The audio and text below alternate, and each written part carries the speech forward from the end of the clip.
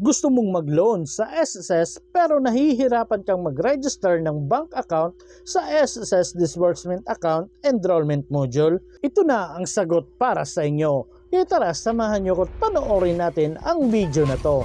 Pero bago yan, sa mga hindi pa nakasubscribe sa akin, kayo na ang bahala. So marami pong member ng SSS na gustong mag-loan pero hindi sila makapag-loan dahil wala pa silang na-open na bank account. Or kung meron na silang bank account tapos pag niregister nila ito sa SSS Disbursement Account Enrollment Module, palagi namang rejected yung lumalabas.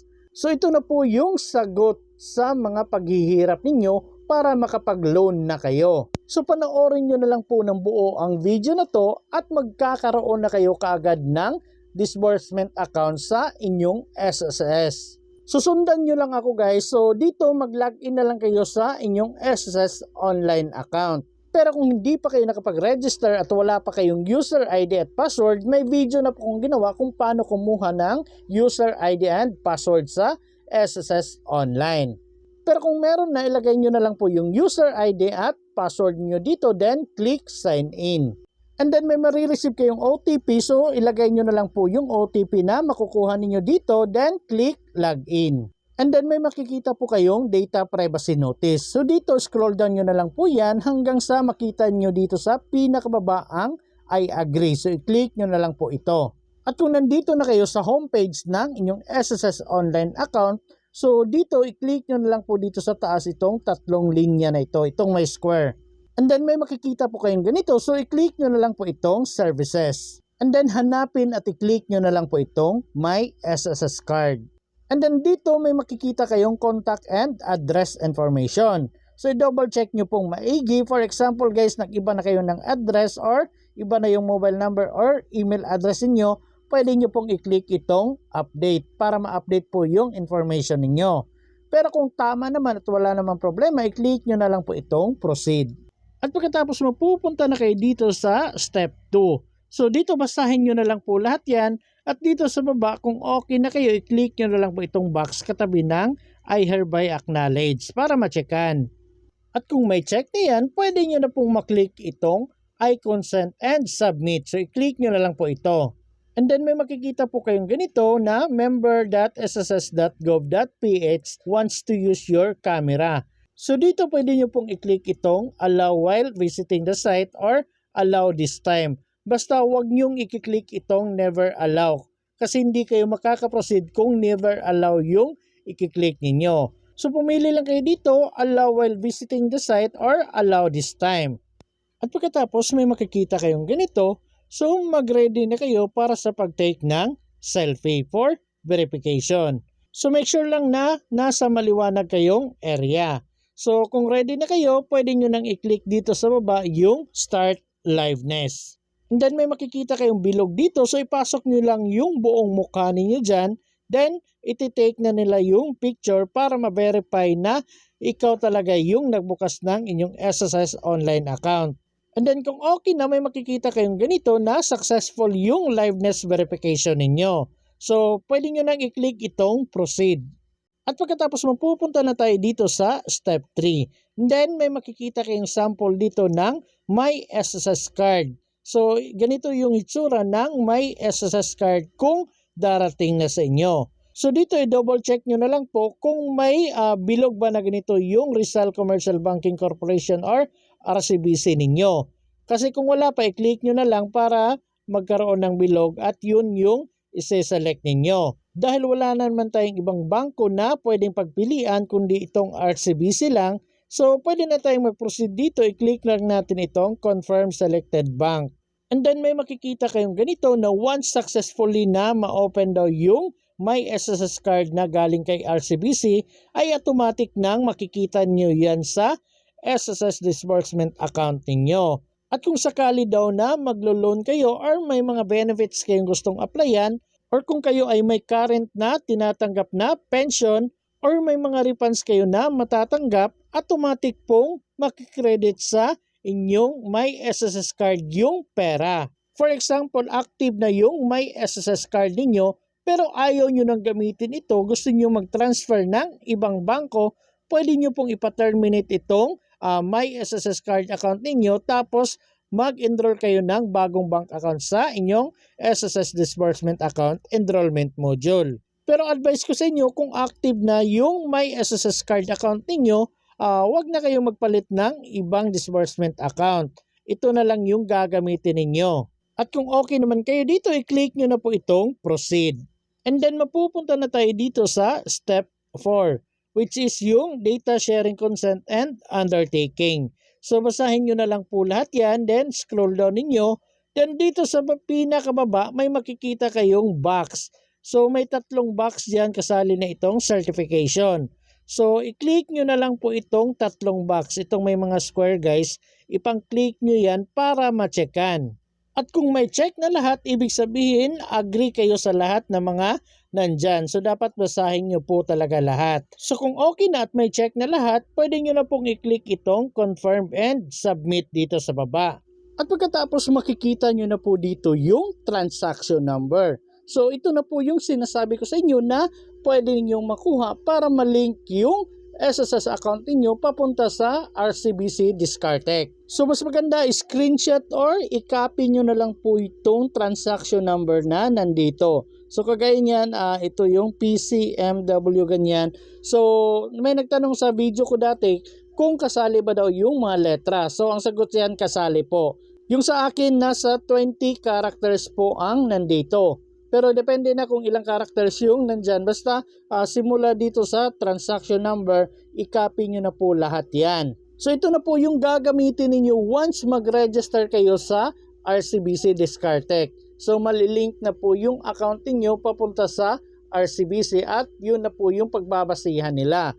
So itong transaction number at yung SSS number yung ilalagay ninyo doon para malink. And may video na rin po akong ginawa kung paano mag-open ng bank account through RCBC Discartech and paano i-link yung SSS account ninyo.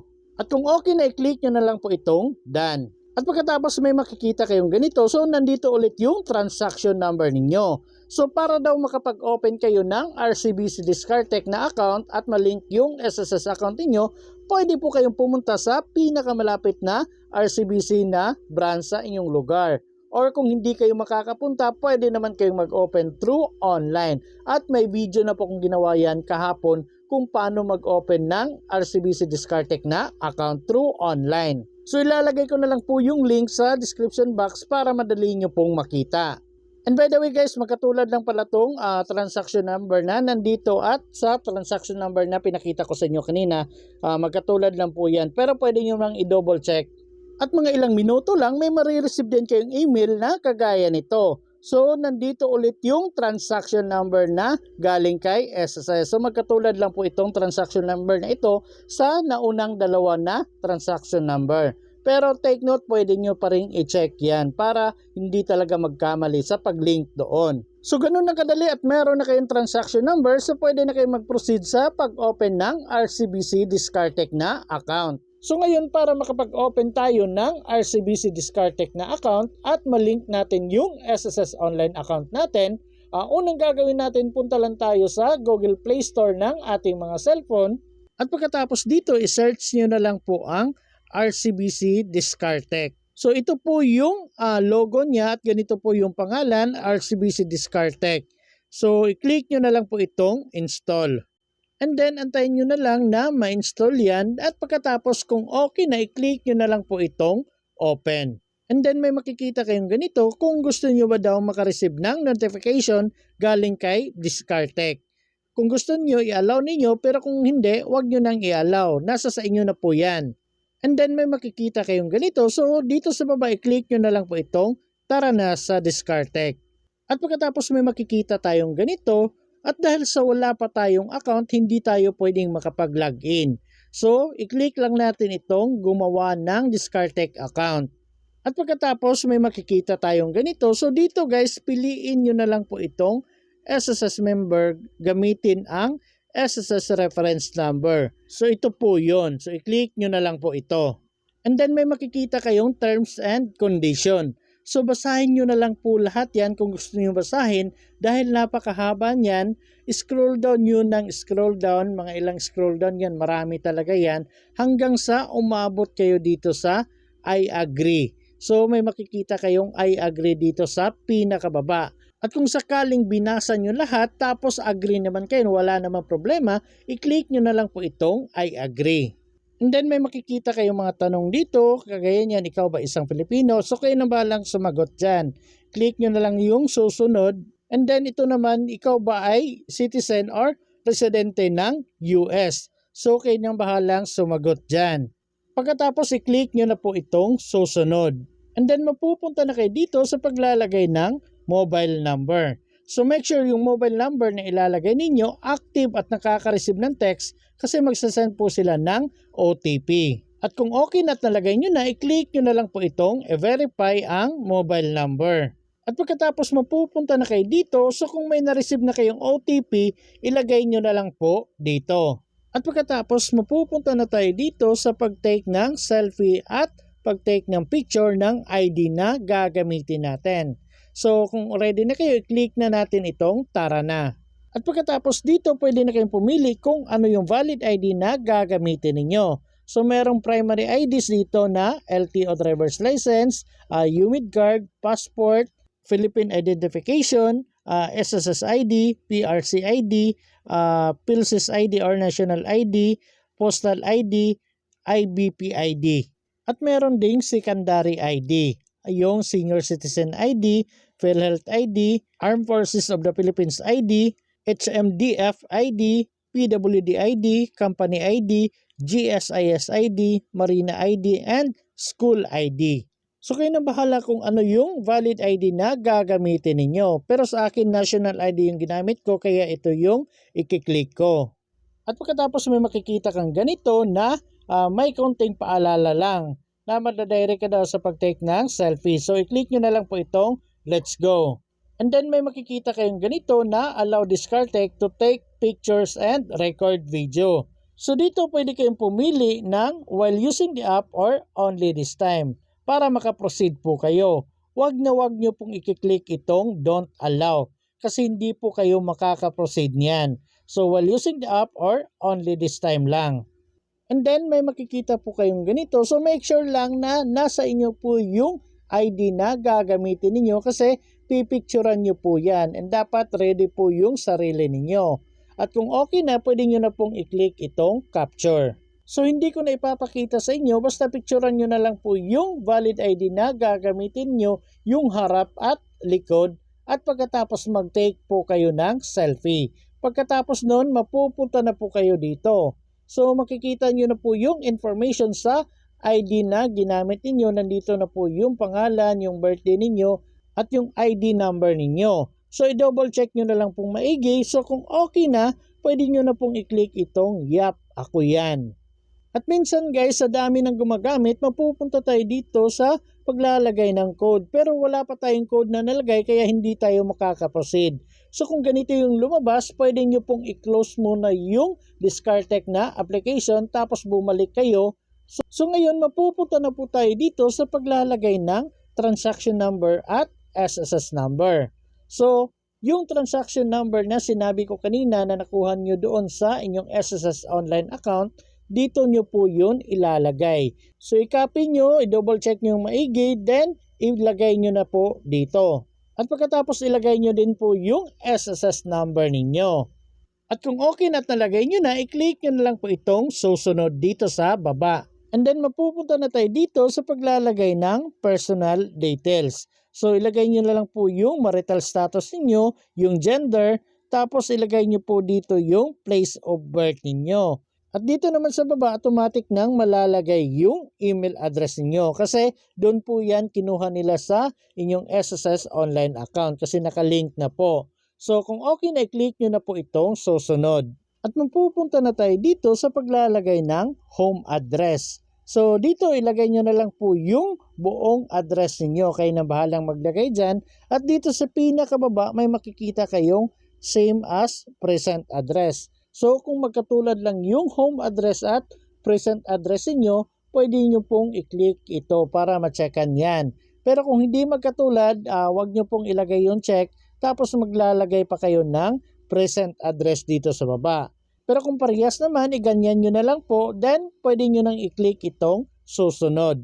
And then may makikita kayong ganito na political exposed person. So kayong bahalang sumagot dyan or hindi lang naman yan, then click nyo na itong susunod. At pagkatapos dito naman tayo sa employment details. So kayo nang bahalang maglagay ng occupation ninyo, yung sector, yung nature of work, industry, tapos yung magkano yung income ninyo. So kayo nang bahalang mag-fill up dyan kasi personal details naman ang kailangan dyan. So kung okay na, i-click nyo na po itong susunod. And then may makikita na naman kayong additional details dyan. So kayo nang bahalang mag-fill up. And then dito sa baba may nakalagay na TIN number and GSIS number. Pero may nakalagay naman na optional. So pwedeng lagyan, pwede din pong hindi. Pero yung SSS number, wag nyo na pong galawin yan. Ilagay nyo po yan kasi kailangan nilang i-link yan sa inyong SSS online account. So kung okay na, click nyo na po itong susunod. And then mapupunta na tayo dito sa paglalagay at pag-confirm ng 4 digits na passcode ninyo. So maglagay po kayo ng madaling matandaan ninyo na number combination. So kung okay na, may makikita na kayong ganito na isasubmit na yung application ninyo. So mag-antay-antay na lang kayo. Then pagkatapos may makikita na kayong ganito. This is it. Ready na ang Discartec account mo.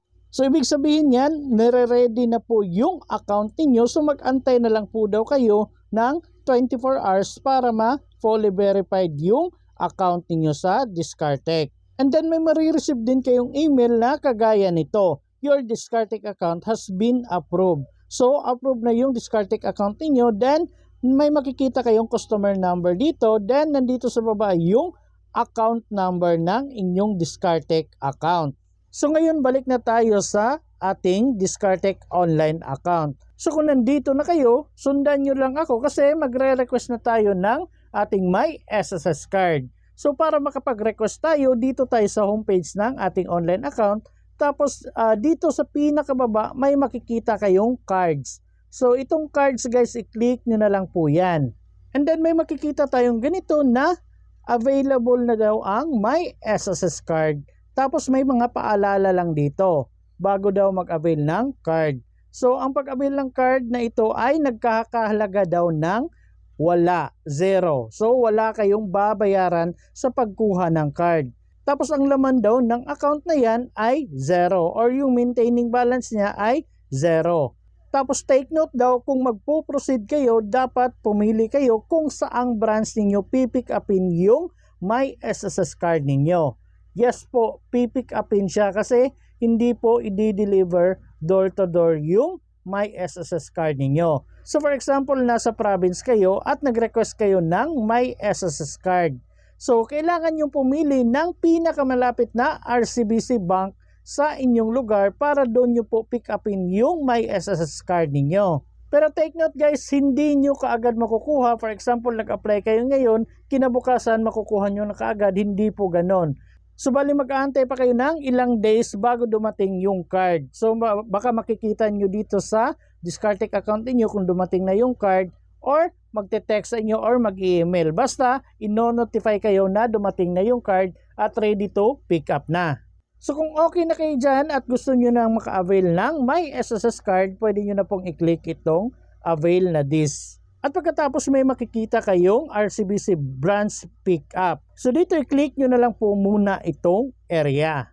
So dito kailangan yung pumili kung saang province kayo nabibilong or pinakamalapit. Tapos dito, for example, sa amin, nasa Davao del Norte kami. Kaya ito yung hahanapin namin. Pero kung nahihirapan kayong makita yung province niyo dito kasi marami to, pwede nyo naman pong i-click itong search. Pero yung client ko ay nasa Davao del Norte, kaya Davao del Norte yung pinili namin. At pagkatapos mag-antay-antay lang kayo kasi maglo-loading yan ng kaunti. Then, makikita nyo na po yung area dito. Then, select na kayo ng branch name.